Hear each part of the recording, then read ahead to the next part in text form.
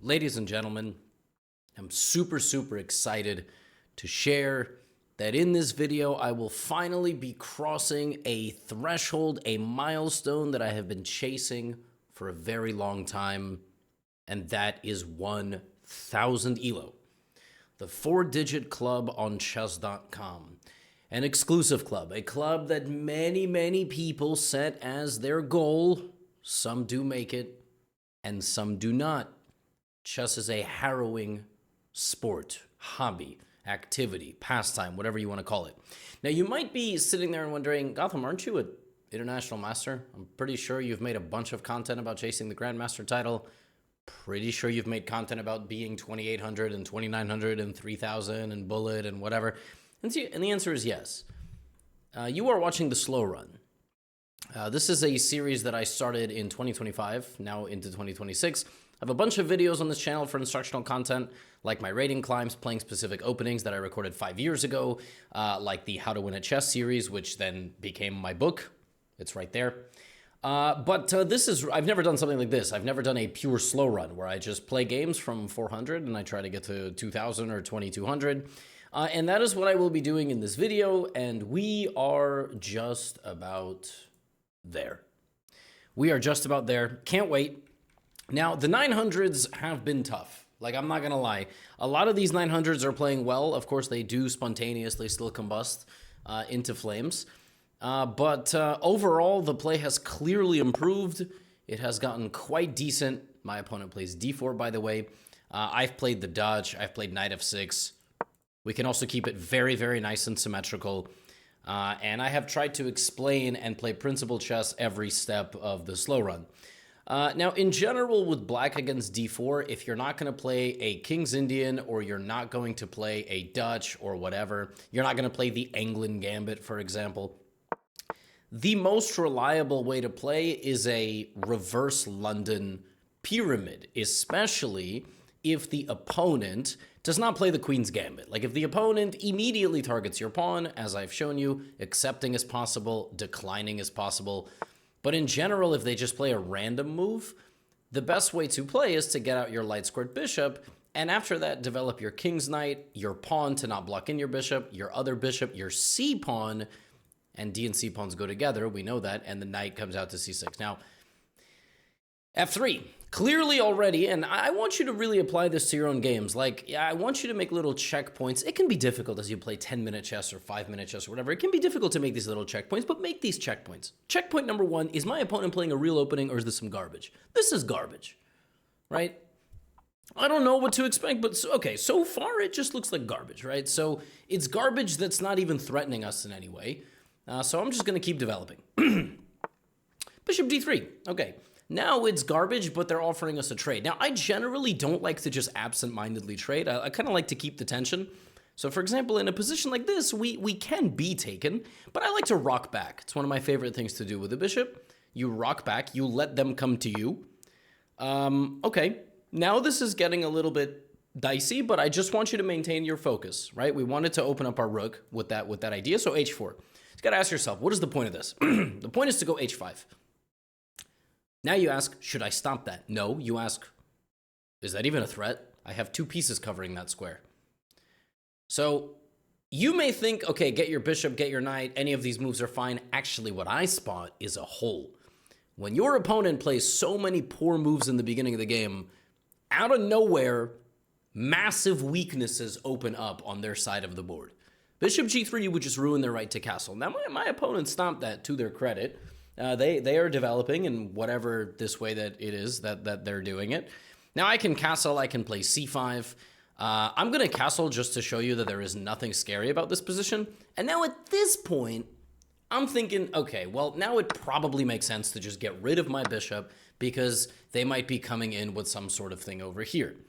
Now, I had many options. I still haven't finished up my development, so I'm going to play like this. I'm going to finish up knight c6. Now, these pawns could come in and attack me.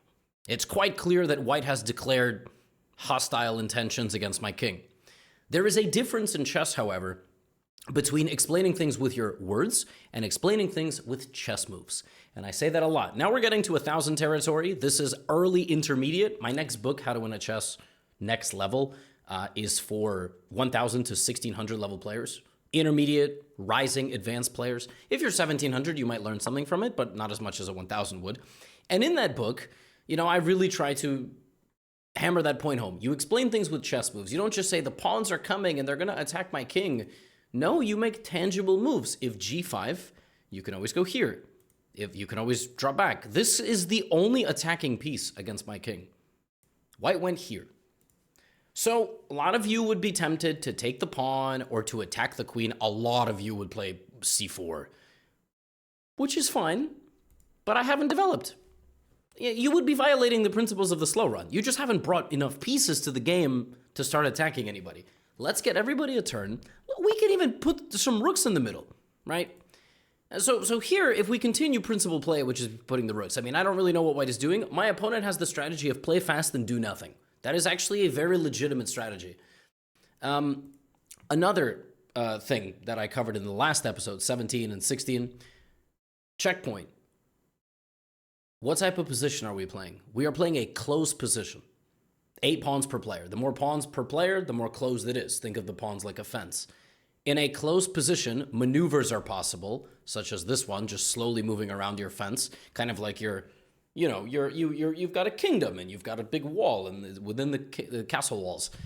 But especially when you leave your king in the middle of the board, opportunities will present themselves to begin opening up the position. So you'll notice my opponent has completed this whatever on earth they're doing. You can make this trade. I'm gonna play here. Let's just see if my opponent spots the long diagonal. It doesn't look like much. Okay, they do spot it. And so now, to finish my principal play, we can go rook d8. But I am getting very, very. Let's just be uber principled. Every piece got to move. Now let's see what happens.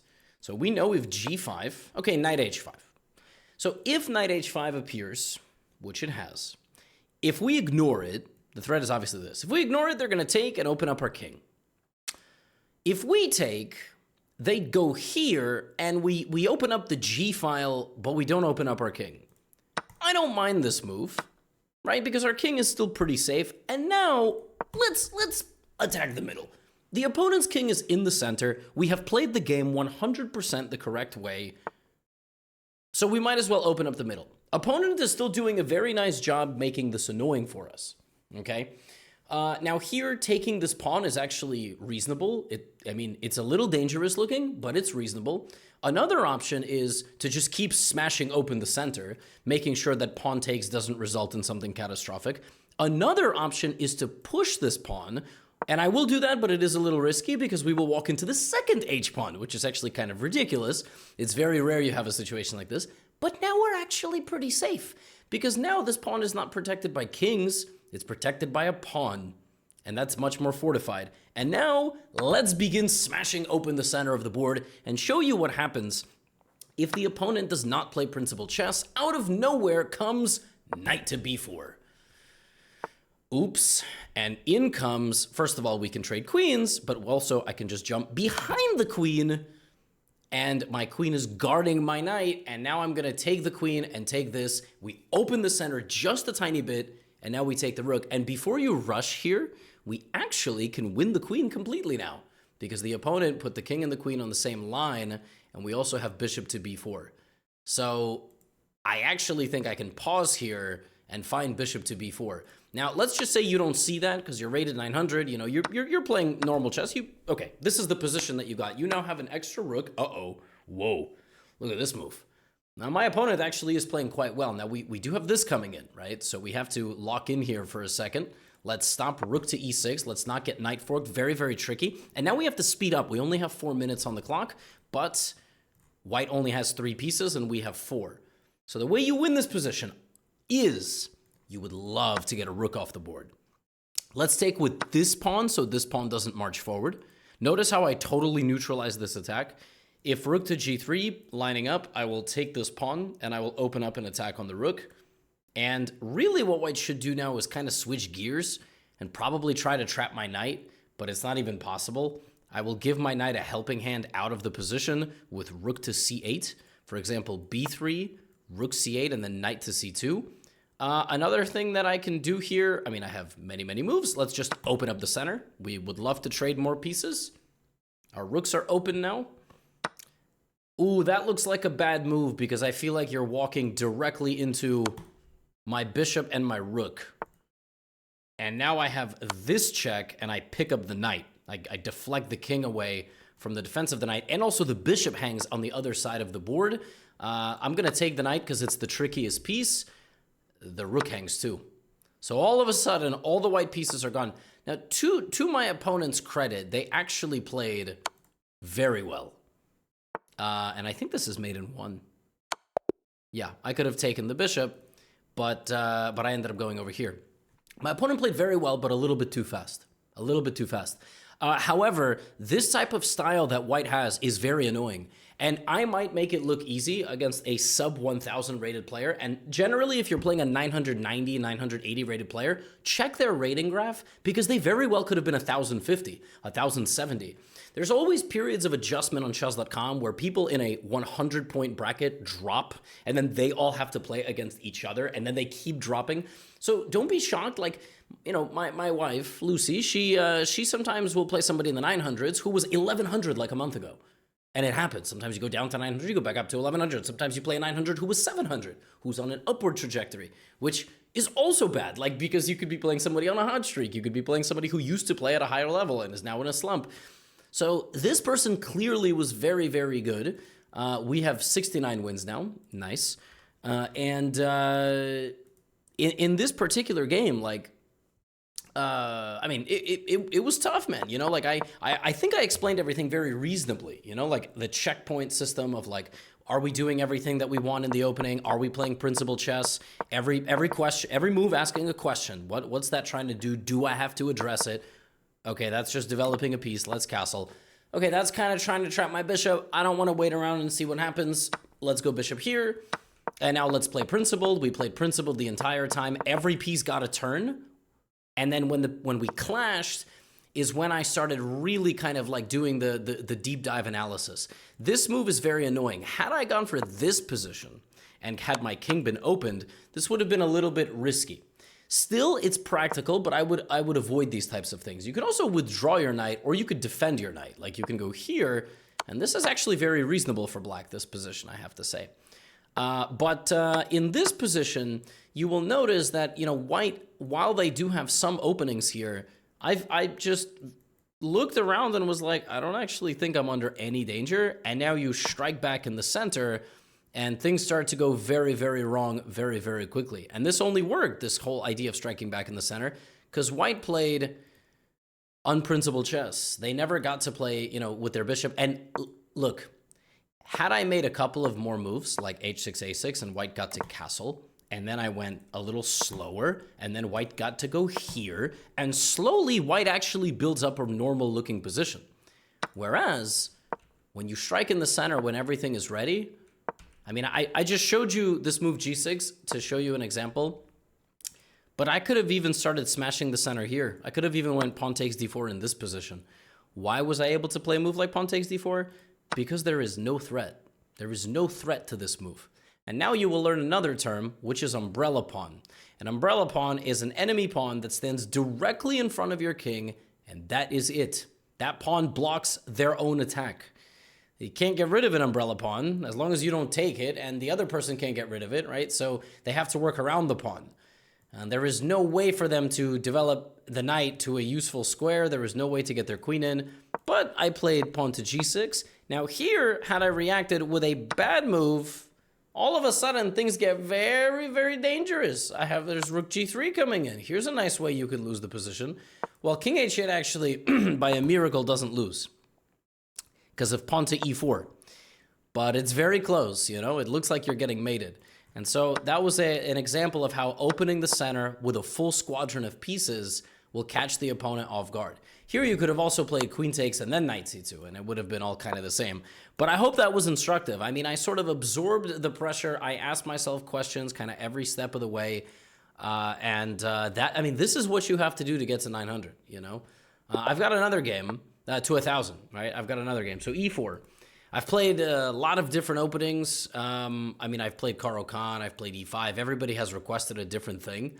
Let's play the Scandinavian defense. Let's show you how to play Scandinavian Gotham style. My opponent thinking knight c3. Okay, that is definitely one of the moves of the Scandinavian defense. There are several ways to handle this. I think the easiest is just to push the pawn. I always kind of say, like, if you're going to attack a knight in the middle of the board, that's generally one of the most annoying ways to play, and then just put the pawns together. Now just put the pawns like this, you know? Now it's a little difficult for white to move. Knight comes out. We also come out with the knight. Everything is nicely protected. We also develop this knight. Now white has to move the knight here. If white doesn't do that, white is going to be really congested. We also develop a knight. Why not? Now white should probably develop a bishop. Let's see how principled my opponent is. D3 is not a good move. It's not a terrible move, but it's a bad move because this bishop is just going to be miserable now. I mean, it's going to clog the whole position. A lot of you would be tempted to give this check. I don't hate that move, but if you don't have to trade the pieces this early, don't. We have more space. The person with more space should try to avoid so many trades. Pawn to A3. What is the idea of this move? It's to go B4. Do we have to stop B4? I don't know. Probably not. A 1500 here, just for anybody watching. Yeah, A5 is a very harmless way to continue to have no space for white. But if you're 900, you don't really understand. Like, if even 1,000, like, we'll just, okay, I'll just move my bishop. But there's more meta to this. It's like you're giving the opponent space somewhere they shouldn't have any space with a move like A3. But whatever, like, it's completely harmless. Well, there is something a little bit tricky about this position, but let's say we don't see it. So actually, this pawn is protected by this knight. And you can very easily, if you're careless here, run into this problem. This pawn is only protected by this knight, and white could have went B5 and hit the knight and then won this pawn. A tactical opportunity presented itself out of nowhere in the opening. Another thing that is very normal is to slide your rook over one square. You'll see me doing this a lot. This stabilizes the center. And now the move b5 is certainly not as powerful. But you see, now this is again a very close position. And what have we learned about close positions? Pawn breaks and piece maneuvering. Right, so many of you would sort of absent-mindedly throw the bishop out here. But all white has to do is play the move h3. This is not even a pin. And now you're like, what am I doing here, right? Like, what do I... You're like, all right, let's just make this trade. Not the best trade, but a trade. And so now what, right? Like, what do we do now? It's such a close position. Well, here's the thing. Make a move that doesn't harm your position, that keeps to the principles, that keeps things improving. How about queen d7? Connect the rooks, put the rooks in the middle of the board. Can't be bad, right? So far, my opponent has played quite well. A4. Ooh, here's another person trying to trap our bishop. Let's play the move A5. We've seen this already on the other game. Okay, B5, now I can reposition my knight over here, or maybe I can even jump it forward into the position. I jump it forward, and white just takes immediately. Of course, this is a terrible trade. Like, there was no need to give up the dark square bishop. But people just don't know what to do in a closed position. So they just are like, oh, I can take something. Boom. Look at this. Queen attacks the pawn, right? Now I'm going to teach you about the notion of a trap. In chess, you can set a trap. A trap is something where, and they fell into it in 1 second. A trap is where you see a tactical opportunity and then you let it happen. You basically put the cheese out and then the mousetrap catches the mouse. When I saw queen to d2, in your mind you think, hey, bishop, queen, and king. White should have castled. So you see that you don't actually have to protect this pawn because there is bishop to a5. And they just fall right into it. And with white, before you go gobbling a pawn in 3 seconds, you have to do a blunder check. You have to do a checklist. To get consistently past 1,000, which now my opponent resigns, in 3 seconds, my opponent cost himself this game, right?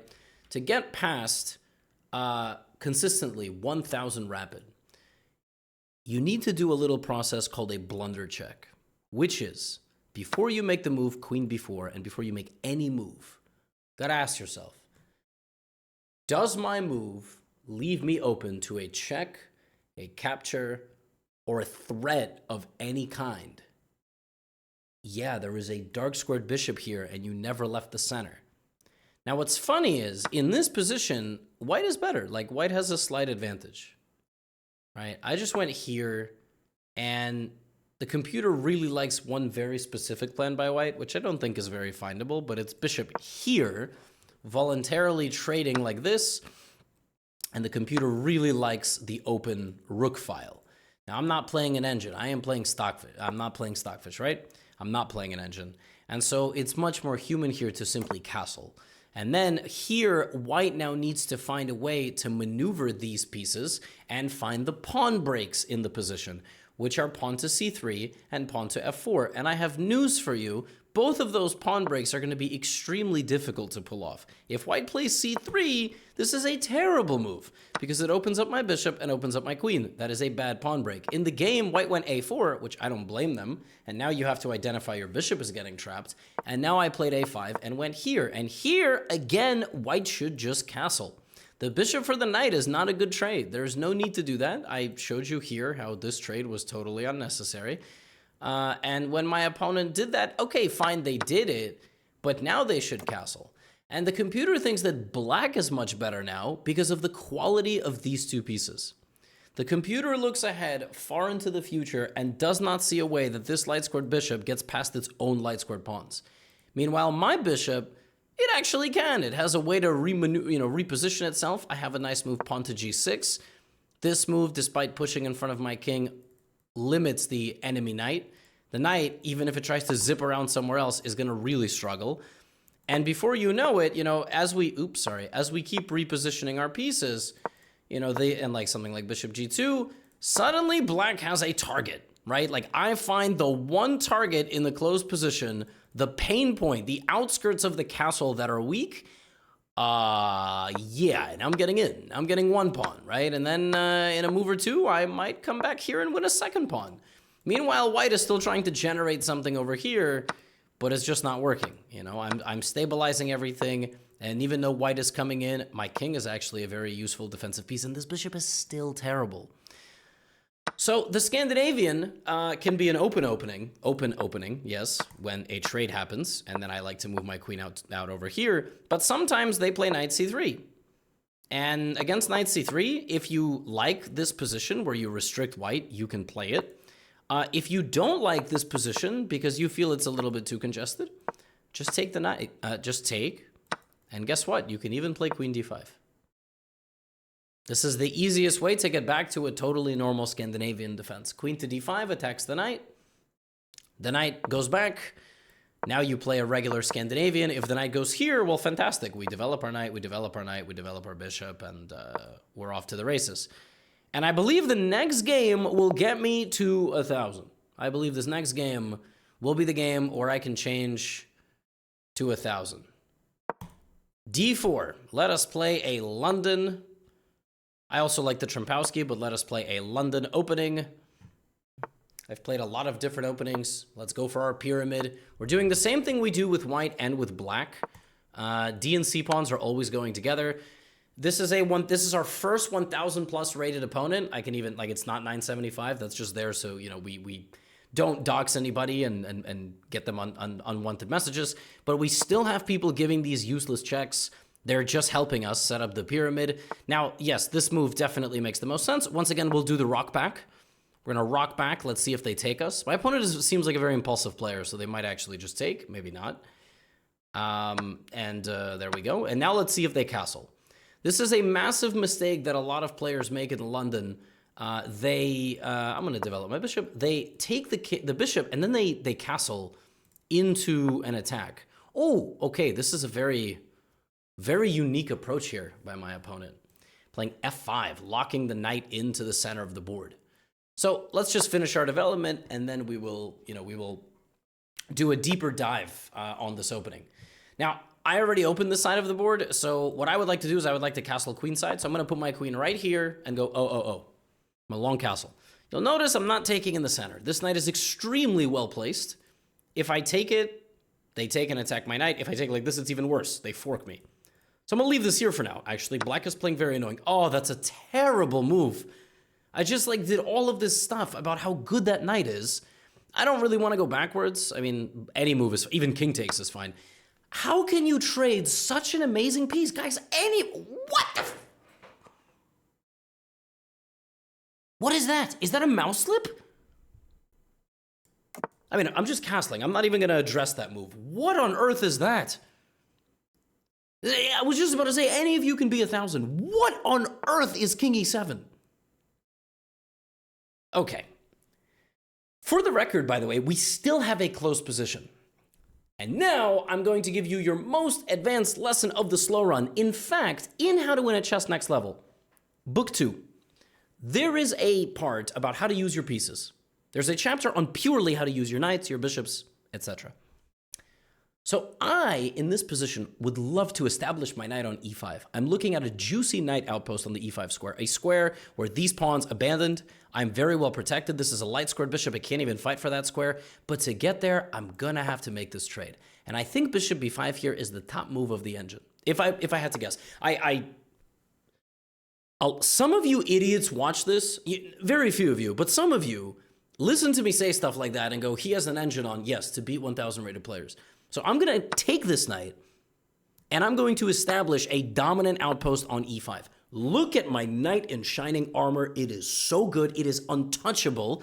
And from here, I'm now going to maneuver my pieces, probably to this side, and launch an attack. Now, this move, you know, I can just move my rook. I can also play a move like pawn to b3. This is not a great move because it suddenly allows an infiltration and a check, which undoubtedly my opponent will play in 2 seconds. Or maybe they will just move the bishop. But don't weaken yourself unnecessarily, right? Like, I could have just moved my rook. Now I'm already winning. I'm already winning if I find a way to get my queen over here, which I can by sacrificing a pawn. That's called a clearance sacrifice. Sometimes you clear out a square. Other times you clear out a piece and you clear a path. Right? I can also play this position slowly, but let's show you how to activate pieces without actually moving them. Pawn to e4 is a pure loss of a pawn, but it is made possible by the fact that my king is so much safer than black's, right? Now here, of course, we slide the king. We don't want a queen trade. We don't want a queen trade because we're trying to attack. And after we go king b1, we blunder check, and there's nothing. Everything is secure. And this is still a huge problem for black. If the king makes a run for it, we have a fork. I have news for you. I'm not even sure I want that fork, but let's see what happens. This is actually very, very interesting. But okay, our attack lands first. It's clearly much more powerful. And black is already very, very close to being totally lost. I mean, I see queen takes and I'm attacking the bishop. That cannot possibly be a bad move. Although this does look a little bit dangerous. Just a little bit dangerous. Okay. So now what do we do? What do we do here? We have a fork. The king will move. We can take the rook. That looks good enough. To be honest with you, it probably is good enough. But then we have to worry a little bit about pawn to a4. We can also kind of try to chop down some trees here. This is coming in and it looks a little bit scary.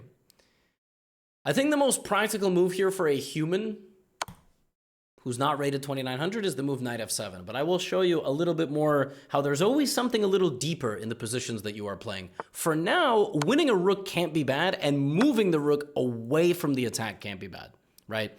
Now, some of you might be tempted to play queen e7 that hangs a queen in one move. Don't do that. Taking this pawn with a check can be a bad move. Opens up the center. Oh, good lord. Oh my god. Okay. I mean, that's just... There is just no danger sense here. I mean... Again, centralizing the queen with a check cannot be a bad move. And now, if you're scared, you can always trade the queen. This queen c5 move is by far the cleanest way to win this position. Because with no queen and a material advantage, black will never, ever, ever pose you any problems. But actually, one more benefit of this is you've landed in a permanent pin. And black can't move now. Rook takes pawn, and this is simply the end of the game. Black doesn't have a move. Black cannot move the king, the bishop, or the rook after king c6. And now you take. And I actually am quite shocked that black is playing this whole position out this quickly, because this is just lost. And black resigns, and we have made it to 1,000. That was the highest rated player that we played in the slow run. The opening was quite good. It was quite good, but we were just patient. We didn't go too crazy, and immediately black started making not just strange decisions, but just like, frankly, really, really dubious placement of the pieces. I want to replace this tag with the others. Let us remove these names and let us add the name tags. Boink, boink, the Gotham Slow Run 1000. That will be in the next episode as we climb to 1,050, then 1,100 and beyond. Let us quickly analyze this game. So, look, I play the London. I mean, the London is an opening where you play c3, knight d2, bishop d3, in case you need a refresher. A lot of the London is about these two squares, and if you are able to plant a knight on one of those squares, from there you can develop some sort of an attack. Excuse me. For white, that attack might look something like this, knight to e5. And then after knight e5, before you castle, you get your queen in the game, you get your bishop, you try to launch some pawns, the opponent has already castled, so you clearly are dominating these squares, you have control of this one is impossible to occupy. But in this particular case, had my opponent castled into this, I would have gone bishop d3, and then I would have gone knight d2, stopping this, and already white is just practically completely winning. Why? g4. And the bishop and the rook just make it impossible to play this position with black. Whereas in the first game of this video, I kind of looked at my opponent's attack and was like, I don't get it. Well, here you better freaking get it, because before you know it, you are getting blown off the board. The rook, the bishop, the queen is coming in, black is just a few moves away from getting mated. Now, my opponent actually played very reasonably. Knight to e4 is not stupid at all, and then this is also really not bad.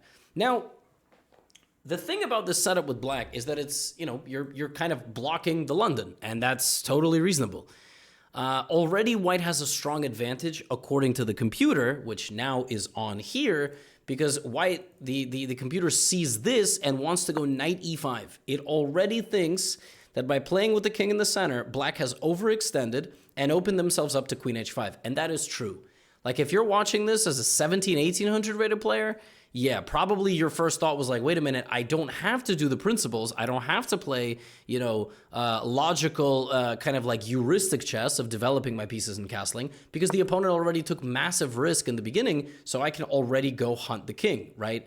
I played slower. I played much slower. I didn't want to castle. I wanted to go short side. I wanted to go long side. What black should do here is go here. I would have castled. Black would have went queen e7. I would have made some move. But I have to tell you, like, playing this very slowly can land white in a very monotonous and not particularly good position. This knight should have stayed here.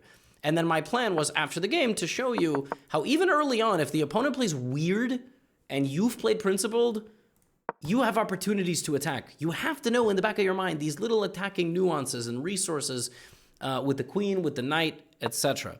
Particularly when the king is in the middle.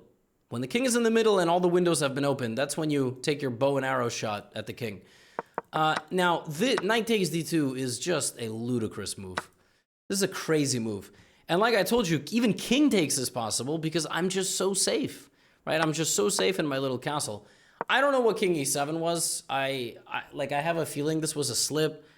Maybe they were trying to put the queen there. That would have made a lot more sense to try to then maybe, you know, if I castle, play the move pawn to e5, open up the center. But still, when you see three pawns like this on the same color, all standing around, you got to think, hey, what if I like snuggled in the center there? Nobody's getting me out. I just put my knight on e5 and life is great. And that's what I did. In this position, I would have really, really, really loved to play the move knight e5, and that's why I wanted to, you know, so quickly trade the bishop for the knight. Now, I think, okay, I said this was probably the best move. It's close, but the best move for black is to go backwards to meet my knight advance with a trade, which is very instructive. You know, black and the computer, of course, understands that when my knight gets to e5, it needs to be challenged only by a knight, and that's why knight d8 there would have been the best move. I'm looking at the computer now, and the best move in the position is actually c4, trying to chip away at the center given that the king is there, which makes perfect sense in many ways. This doesn't feel like you're going in the center. This feels like the center. The e-file feels like the center, but c4 makes plenty sense, and yeah, black can get a losing position very, very quickly. Like d5 takes, queen takes, you open up with the rook and everything. Of course, trading the queen is worse than trading just the pawn because you need your attacking piece.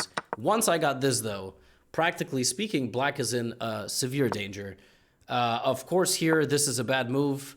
Not weakening your king is generally preferred. E4 was nice. And then here, everything that I did was pretty logical, but yes, I did spot that there was an even more crushing attack. The fork was very, very practical, and I feel like most of you would have gone for this. But there is an even more amazing move, which is rook takes h7, which is just being patient for one more move. And this attack has yet to develop. I'm actually threatening not even queen e7, which, of course, is there. I'm threatening something even cooler. I mean, queen e7's mate in 1. I don't know how much cooler you can get than mate in 1, but I'm also threatening this checkmate, which is queen takes bishop.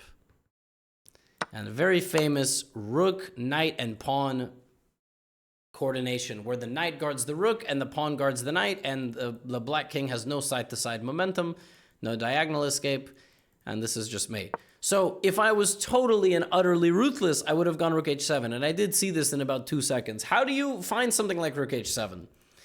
Well, in my mind, of course, the first thing that I see as a 2900 blitz-rated player is knight f7, knight d8.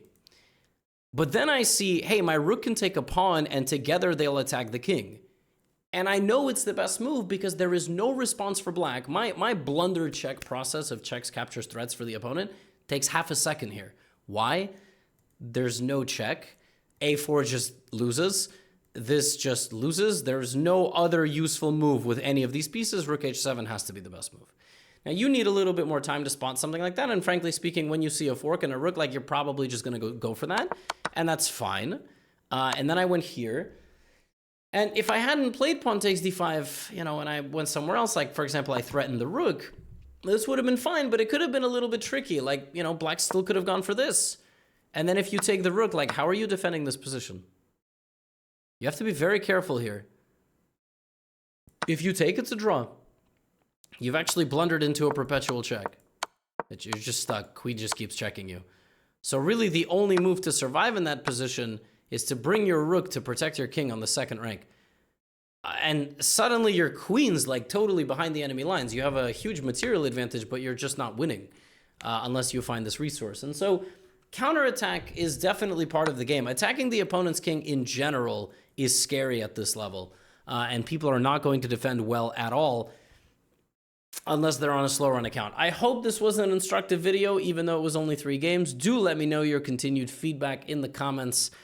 Yeah, we've crossed it to 1,000. We've won 71 games. Literally any of you watching this can get to 1,000. Any of you. I promise. That's all I have for you today. Get out of here.